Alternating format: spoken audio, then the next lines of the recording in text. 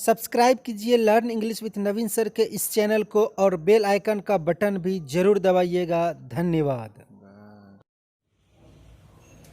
Hello friends, this is Naveen and welcome to my channel learn English with Naveen sir.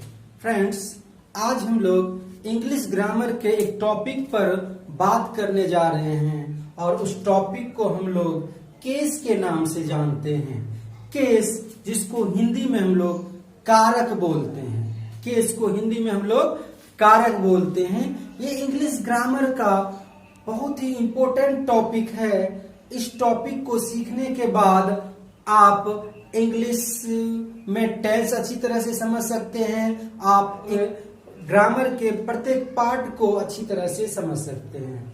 Friends, आइए हम लोग बात करते हैं केस के बारे में। ये केस क्या होता है तथा केस कितने प्रकार के होते हैं, उसको अलग अलग हम लोग डिफाइन भी करेंगे और एग्जाम्पल से समझेंगे भी। तो आइए बात करते हैं केस।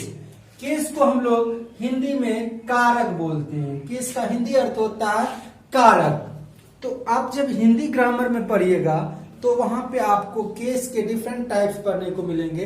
लेकिन इंग्लिश ग्रामर में, ये जो मॉडर्न इंग्लिश ग्रामर है, इसमें केस मुख्यतः 3 प्रकार के ही होते हैं। पहले हम लोग समझते हैं केस के डेफिनेशन को। केस को हम लोग कैसे डिफाइन करेंगे, केस क्या होता है। तो case is the grammatical function of a noun और ए प्रोनाउन। केस एक ग्रामेटिकल फंक्शन है।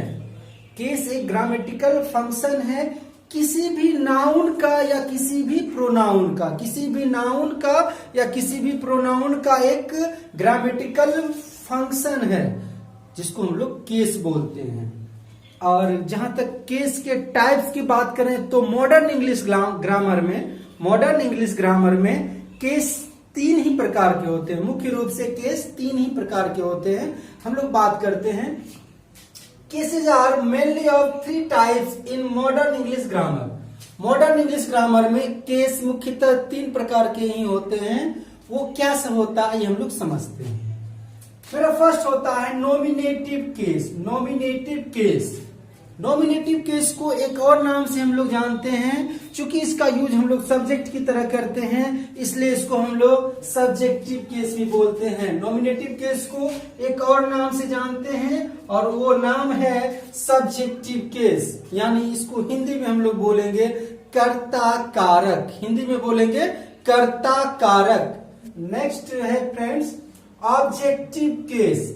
दूसरा मेरा है ऑब्जेक्टिव केस। इसको हम लोग एक और नाम से जानते हैं, उसको बोलते हैं एक्यूजेटिव केस। उसको बोलते हैं एक्यूजेटिव केस। ये ऑब्जेक्टिव केस और एक्यूजेटिव केस दोनों एक ही केस का नाम है। आप ऑब्जेक्टिव केस भी सुने होंगे, आप एक्यूजेटिव केस भी सुने होंगे। ये दोनों क्या होता है, दोनों अलग अलग नहीं होता है, दोनों एक ही होता है। ऑब्जेक्टिव केस और एक्यूजेटिव केस दोनों एक ही है। नेक्स्ट है possessive case. Possessive case friends, इसको एक और नाम से जाना जाता है और उसको हम लोग बोलते हैं जेनेटिव केस। जेनेटिव केस, इसको हम लोग हिंदी में बोलते हैं संबंध कारक। इसको हिंदी में बोला जाता है संबंध कारक। फ्रेंड्स, यहाँ नॉमिनेटिव केस और सब्जेक्टिव केस एक ही है। ऑब्जेक्टिव केस का भी नाम सुने होंगे और एक्यूजेटिव केस का भी नाम सुने होंगे, आप दोनों एक ही है। पॉजेसिव केस और जेनेटिव केस, इन दोनों का नाम सुने होंगे, दोनों एक ही है। ये मॉडर्न इंग्लिश ग्रामर के 3 मेन टाइप्स हैं। ये जो 3 main types modern English grammar के हैं, ये केस के ही तीनों टाइप्स हैं। हम लोग और 1-2 केस पे बात करते हैं। आप लोग सुने होंगे एक case vocative case. Vocative case, जिसको हिंदी में हम लोग बोलते हैं संबोधन कारक। हिंदी में बोलते हैं संबोधन कारक। और आप लोग एक नाम सुने होंगे डेटिव केस, संप्रदान कारक। संप्रदान कारक, ये दोनों क्या होता है, ये दोनों भी केस ही हैं। फ्रेंड्स, पहले हम लोग ट्रेडिशनल ग्रामर में इसको अलग अलग पढ़ते थे, लेकिन मॉडर्न ग्रामर में इसको मर्ज कर दिया गया है। ये जो वोकेटिव केस है इसको मर्ज कर दिया गया है नॉमिनेटिव केस में। नॉमिनेटिव केस में ही वोकेटिव केस का जिक्र किया गया है और ये जो डेटिव केस है ये कुछ नहीं है फ्रेंड्स, इसको ऑब्जेक्टिव केस में ही मिला दिया गया है। ऑब्जेक्टिव केस में ही आप जब डायरेक्ट ऑब्जेक्ट और इनडायरेक्ट ऑब्जेक्ट के बारे में बात करेंगे, वहां पे ये इनडायरेक्ट ऑब्जेक्ट जो होता है वही मेरा डेटिव केस होता है। हम लोग इसके बारे में भी बात करते हैं। तो फ्रेंड्स ये था ना केस और इसके टाइप्स। केस क्या होता है, केस कितने प्रकार के होते हैं हम लोग जाने। केस मुख्यतः 3 प्रकार के होते हैं इंग्लिश ग्रामर में, हम हिंदी की बात नहीं कर रहे। मॉडर्न इंग्लिश ग्रामर में मुख्यतः केस 3 ही प्रकार के होते हैं। सब्जेक्टिव केस, उसको नॉमिनेटिव केस भी बोला जाता है। ऑब्जेक्टिव केस, उसको हम लोग एक्यूजेटिव केस भी बोलते हैं। पॉजेसिव केस, उसको हम लोग जेनिटिव केस भी बोलते हैं। आइए फ्रेंड्स हम लोग एक एक करके समझते हैं। ये सब्जेक्टिव केस क्या होता है, नॉमिनेटिव केस क्या होता है, ऑब्जेक्टिव केस क्या होता है, पॉजिटिव केस क्या होता है, वोकेटिव केस क्या होता है। हम लोग इसको विथ डेफिनेशन एग्जाम्पल के साथ समझते हैं। फर्स्ट ऑफ ऑल हम लोग बात करते हैं सब्जेक्टिव केस, जिसको कि हम लोग नॉमिनेटिव केस के भी नाम से जानते हैं। ये सब्जेक्टिव केस या नॉमिनेटिव केस होता क्या है, आइए समझते हैं। तो व्हेन अ नाउन और अ प्रोनाउन, जब कोई नाउन या कोई प्रोनाउन, जब कोई संज्ञा या सर्वनाम वर्क्स एज ए सब्जेक्ट, किसी भी इन द सेंटेंस, किसी भी सेंटेंस में सब्जेक्ट की तरह कार्य करता है। जब कोई नाउन या प्रोनाउन किसी भी सेंटेंस में सब्जेक्ट की तरह कार्य करता है, that is called a nominative case और सब्जेक्टिव केस। तो वह मेरा सब्जेक्ट क्या कहलाता है, नॉमिनेटिव केस कहलाता है या सब्जेक्टिव केस कहलाता है। फ्रेंड्स एक बार फिर से हम लोग समझेंगे। किसी भी सेंटेंस में जब नाउन या प्रोनाउन सब्जेक्ट के रूप में काम करता है, सब्जेक्ट के रूप में रहता है, तो उस सब्जेक्ट को ही हम लोग नॉमिनेटिव केस या सब्जेक्टिव केस बोलते हैं। आइए इसको एग्जाम्पल से हम लोग समझते हैं। मेरा पहला एग्जाम्पल है, they are laughing at you, they are laughing at you.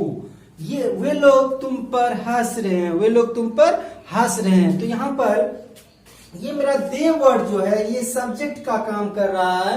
यहाँ पे मेरा दे, ये मेरा नॉमिनेटिव केस है। इसको हम लोग नॉमिनेटिव केस बोलेंगे या सब्जेक्टिव केस बोलेंगे, कुछ भी बोल सकते हैं। नेक्स्ट सेंटेंस है, आई टीच यू इंग्लिश, मैं तुम्हें अंग्रेजी पढ़ाता हूं। यहाँ पे आई टीच यू इंग्लिश में आई वर्ड ये मेरा सब्जेक्ट का काम करता है। सब्जेक्ट के बारे में फ्रेंड्स हम आपको पहले एक वीडियो लेक्चर दे चुके हैं और उसमें हम सब्जेक्ट के बारे में गहराई से बात किए हैं। अगर आप वो मेरा वीडियो लेक्चर नहीं देखे हैं तो आप वो वीडियो लेक्चर जरूर देखिएगा। वहां आपको सब्जेक्ट के बारे में या सब्जेक्ट को लेकर किसी भी तरह का कंफ्यूजन नहीं होगा। वहां हम आपको बेहतर तरीके से सब्जेक्ट के बारे में बता रहे हैं। तो यहाँ समझिए, इस सेंटेंस में आई टीच यू इंग्लिश में आई मेरा सब्जेक्ट है, तो ये आई मेरा नॉमिनेटिव केस भी है और सब्जेक्टिव केस भी है। Next sentence, Kajal was dancing on the stage, Kajal ये मेरा नाउन है और मेरा काम क्या कर रहा है, सब्जेक्ट की तरह काम कर रहा है। तो नाउन जब सब्जेक्ट की तरह काम करता है तो उसी को हम लोग नॉमिनेटिव केस बोलते हैं। यहाँ पे प्रोनाउन मेरा सब्जेक्ट की तरह काम कर रहा है, उसको हम लोग नॉमिनेटिव केस बोलेंगे। यहाँ पे भी प्रोनाउन मेरा सब्जेक्ट के रूप में काम कर रहा था, यहाँ पे भी हम लोग उसको सब्जेक्टिव केस या नॉमिनेटिव केस बोलेंगे। ठीक है। नेक्स्ट फ्रेंड्स है, स्टीलिंग इज अ सिन, चोरी करना एक पाप है, चोरी करना एक पाप है। यहाँ पे हम लोग जीरंड का यूज किए हैं, जीरंड का यूज किए हैं और ये मेरा नॉमिनेटिव केस की तरह यूज हुआ है, सब्जेक्ट की तरह यूज हुआ है। सब्जेक्ट की तरह जो यूज होता है उसको हम लोग सब्जेक्टिव केस या नॉमिनेटिव केस बोलते हैं। तो ये भी मेरा नॉमिनेटिव केस है। टू स्मोक ये भी इन्फिनिटिव की तरह यूज हुआ है, तो यहाँ पे ये भी मेरा क्या है, सब्जेक्ट की तरह यूज हुआ है, तो ये भी मेरा नॉमिनेटिव केस है या हम इसको सब्जेक्टिव केस भी बोल सकते हैं। तो इस तरह से फ्रेंड्स सब्जेक्टिव केस या नॉमिनेटिव केस एक ही होता है। हम लोग इस बात को समझ चुके हैं और कुछ सेंटेंस में देखे भी कि सब्जेक्टिव केस क्या होता है और नॉमिनेटिव केस क्या होता है। दोनों एक ही होता है। सब जहां जिस भी सेंटेंस में या तो नाउन या तो प्रोनाउन सब्जेक्ट के रूप में आ जाए तो वो मेरा सब्जेक्टिव केस होता है, उसी को हम लोग नॉमिनेटिव केस बोलते हैं। अब हम लोग देखते हैं ऑब्जेक्टिव केस। केस का दूसरा टाइप है ऑब्जेक्टिव केस। तो आइए हम लोग समझते हैं ऑब्जेक्टिव केस क्या होता है। ये ऑब्जेक्टिव केस और एक्यूजेटिव केस दोनों एक ही केस का नाम है। या आप ऑब्जेक्टिव केस बोलिए या आप एक्यूजेटिव केस बोलिए। इसको हिंदी में हम लोग बोलते हैं कर्म कारक। ये होता क्या है, हम लोग इसको डेफिनेशन से समझते हैं ये एक्चुअल में होता क्या है। सबसे पहले व्हेन अ नाउन और ए प्रोनाउन, जब कभी भी कोई नाउन या कोई pronoun works as an object in the sentence, किसी भी वाक्य में किसी भी सेंटेंस में ऑब्जेक्ट की तरह कार्य करता है, ऑब्जेक्ट के रूप में कार्य करता है, that is called an objective case. तो उसी को हम लोग ऑब्जेक्टिव केस बोलते हैं। जब भी कोई नाउन या प्रोनाउन किसी भी सेंटेंस में ऑब्जेक्ट की तरह कार्य करता है, ऑब्जेक्ट के रूप में कार्य करता है, तो ऐसे वर्ड को हम लोग ऑब्जेक्टिव केस बोलते हैं या एक्यूजेटिव केस बोलते हैं। दोनों एक ही हैं। आइए हम लोग एग्जाम्पल से समझते हैं। I am teaching you, I am teaching you. यहां पे फ्रेंड्स ये यू जो है ये मेरा ऑब्जेक्टिव केस है, क्योंकि ये ऑब्जेक्ट की तरह कार्य कर रहा, इस सेंटेंस में ऑब्जेक्ट की तरह कार्य कर रहा है, इसलिए यू मेरा ऑब्जेक्टिव केस है। नेक्स्ट सेंटेंस है she is reading a novel. A novel ये मेरा नाउन है और ये ऑब्जेक्ट की तरह कार्य कर रहा है, ऑब्जेक्ट के रूप में कार्य कर रहा है, इसलिए हम लोग इसको ऑब्जेक्टिव केस बोलते हैं। ये मेरा ऑब्जेक्टिव केस है। तो फ्रेंड्स नेक्स्ट सेंटेंस हम लोग देखते हैं। Your mother tells us a story. यहाँ पे ये अस और अ स्टोरी ये मेरा दोनों ऑब्जेक्ट है, दोनों ऑब्जेक्टिव केस में है। यहाँ पे अस भी मेरा ऑब्जेक्ट के रूप में कार्य कर रहा है और आ स्टोरी भी मेरा ऑब्जेक्ट के रूप में कार्य कर रहा है, इसलिए दोनों मेरा क्या है, ऑब्जेक्टिव केस है। फ्रेंड्स हम एक डेटिव केस के बारे में आपको बताए थे। ये डेटिव केस क्या होता है हम उसको बताए, आपको बताए कि ये डेटिव केस को मर्ज कर दिया गया है ऑब्जेक्टिव केस में। तो यहां हम लोग समझते हैं ये डेटिव केस होता क्या है। तो डेटिव केस यहाँ पे जब हम आपको ऑब्जेक्ट पढ़ाए थे, आप अगर मेरा ऑब्जेक्ट का वीडियो लेक्चर नहीं देखे हैं तो आप ऑब्जेक्ट का वीडियो लेक्चर देखिएगा। उसमें हम आपको बताए हैं टाइप्स ऑफ ऑब्जेक्ट के बारे में। Types of object, direct object क्या होता है, इनडायरेक्ट ऑब्जेक्ट क्या होता है, वहां हम आपको बता चुके हैं। तो वहां पे हम आपको बताए थे ये जो मेरा अस है ये मेरा इनडायरेक्ट ऑब्जेक्ट है, ये मेरा इनडायरेक्ट ऑब्जेक्ट है, और आ स्टोरी जो है ये मेरा डायरेक्ट ऑब्जेक्ट है। इसको हम लोग डायरेक्ट ऑब्जेक्ट बोलेंगे। स्टोरी क्या है, मेरा डायरेक्ट ऑब्जेक्ट है, और अस क्या है, मेरा इनडायरेक्ट ऑब्जेक्ट है। ये जो इनडायरेक्ट ऑब्जेक्ट है ये मेरा अस जो है इनडायरेक्ट ऑब्जेक्ट है। इसी इनडायरेक्ट ऑब्जेक्ट को ही हम लोग डेटिव केस बोलते हैं। यही इनडायरेक्ट ऑब्जेक्ट मेरा कौन सा केस है, डेटिव केस है। इसको ही हम लोग डेटिव केस यानी कि संप्रदान कारक बोलते हैं। तो फ्रेंड्स मुझे उम्मीद है कि ये क्लियर हो गया कि डेटिव केस क्या होता है। हम लोग नेक्स्ट सेंटेंस देखते हैं। You are beating Kartik. यहाँ पे कार्तिक वर्ड ये मेरा नाउन है और ऑब्जेक्ट के रूप में कार्य कर रहा है। इट मीन्स यह मेरा क्या है, ऑब्जेक्टिव केस है। कार्तिक मेरा क्या है, ऑब्जेक्टिव केस है, क्योंकि यह ऑब्जेक्ट के रूप में कार्य कर रहा है। फ्रेंड्स ये था ऑब्जेक्टिव केस, और इसके बारे में हम आपको बताए ऑब्जेक्टिव केस क्या होता है, कैसे पहचानेंगे, ऑब्जेक्ट के स्थान पे क्या क्या हो सकता है। उसके बाद हम आपको ये भी बताए कि डेटिव केस क्या होता है। डेटिव केस किसी भी सेंटेंस में दो दो ऑब्जेक्ट रहता है, उसमें जो इनडायरेक्ट ऑब्जेक्ट होगा उसी को हम लोग डेटिव केस बोलते हैं, वही मेरा डेटिव केस होता है। अब हम लोग देखते हैं नेक्स्ट केस, पॉजेसिव केस। अब हम लोग बात करते हैं पॉजेसिव केस के बारे में। पॉजेसिव केस क्या होता है, तो आइए देखते हैं पॉजेसिव केस। पॉजेसिव केस को ही हम लोग जेनेटिव केस बोलते हैं। ये पॉजेसिव केस को ही जेनेटिव केस बोला जाता है, और इसको हम लोग हिंदी में बोलते हैं संबंध कारक। हिंदी में इसको बोला जाता है संबंध कारक। ये होता क्या है इसको हम लोग आइए समझते हैं।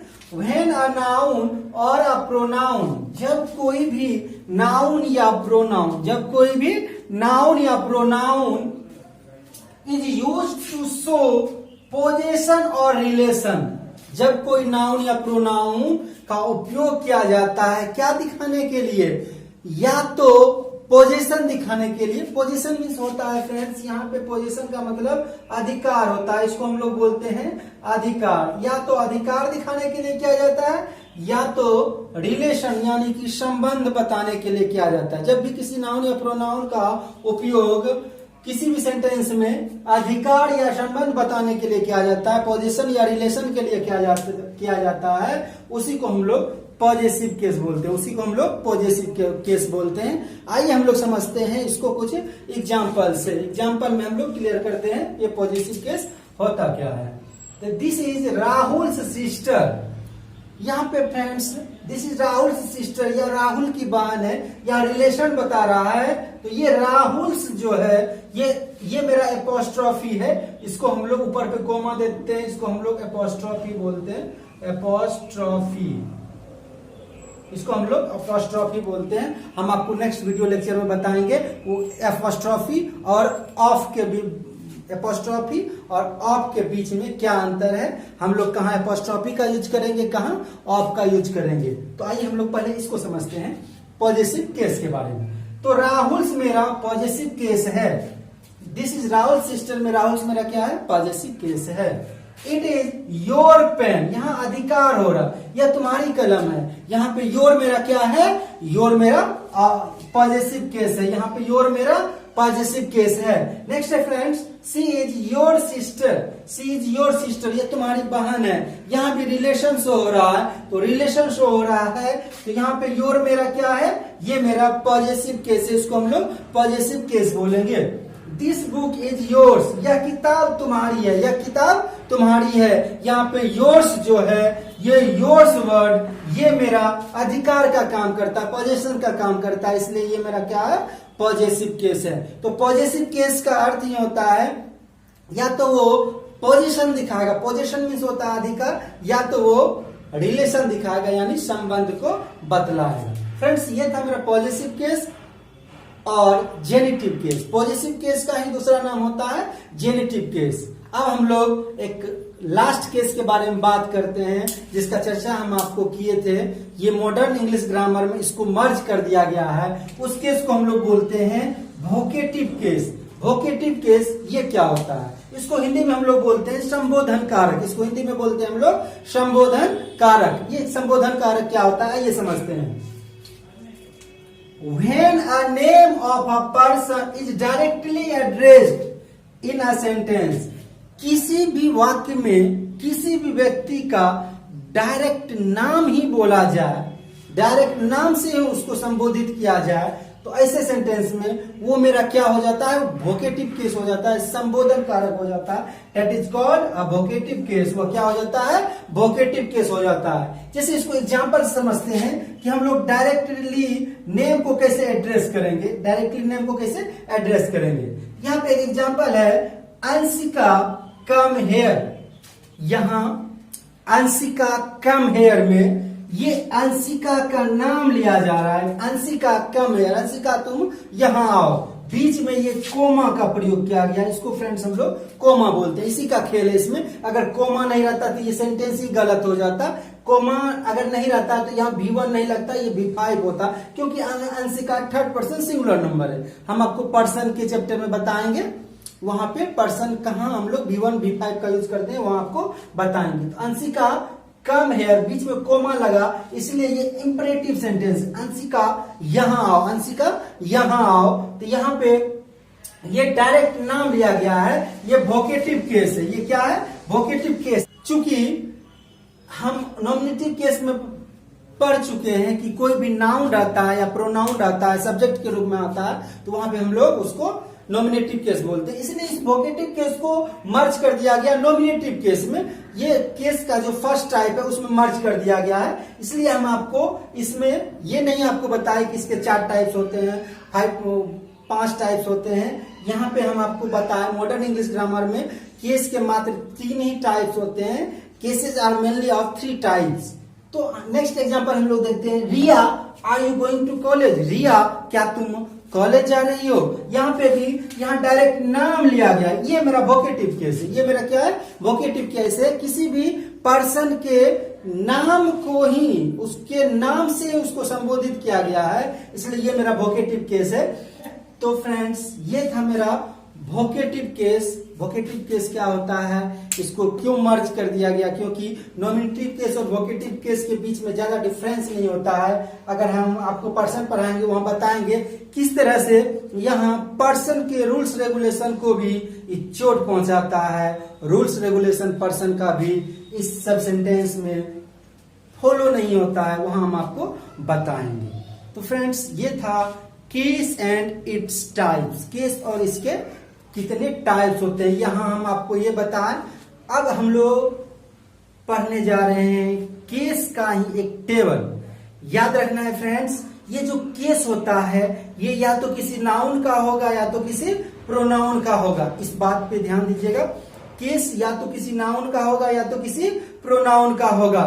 इस बात को याद रखिएगा कि केस में नाउन का रूप कभी नहीं बदलता है, लेकिन प्रोनाउन का रूप बदल जाता है। आइए हम लोग समझते हैं प्रोनाउन का रूप कैसे बदलता है। तो फ्रेंड्स, अब हम लोग केस टेबल पे बात करेंगे।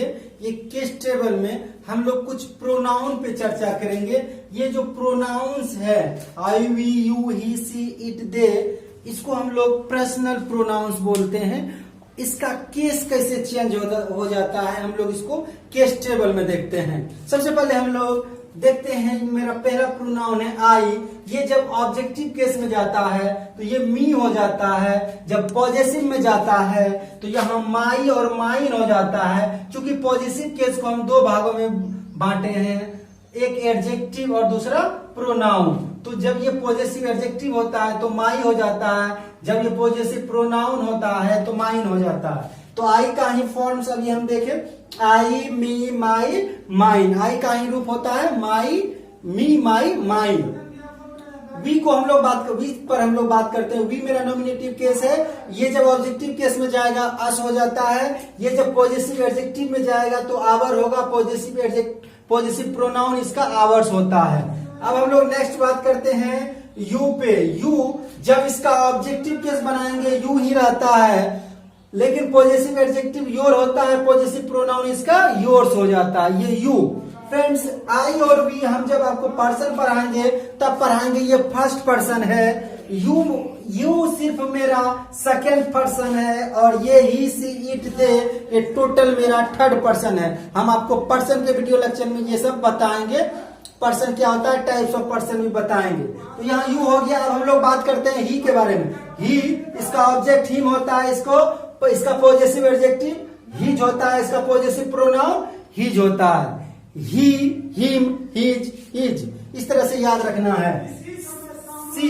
सी का ऑब्जेक्ट होता है हर और इसका पॉजेसिव एडजेक्टिव भी हर होता है, इसका पॉजेसिव प्रोनाउन भी हर्ष हो जाता है। हम लोग इट की बात करते हैं। इट का ऑब्जेक्टिव केस इट ही रहता है, लेकिन इसका पॉजेसिव एडजेक्टिव इट्स हो जाता है और इट का पॉजेसिव प्रोनाउन होता ही नहीं है। हम लोग उस पर चर्चा नहीं करें क्योंकि वो होता ही नहीं है। नेक्स्ट एंड लास्ट है दे। इसको थर्ड पर्सन प्लूरल नंबर भी कहा जाता है। दे इसका ऑब्जेक्टिव केस देम होता है, इसका पॉजेसिव एडजेक्टिव देयर होता है, इसका पॉजेसिव प्रोनाउन देयर्स हो गया। तो फ्रेंड्स, ये था केस टेबल।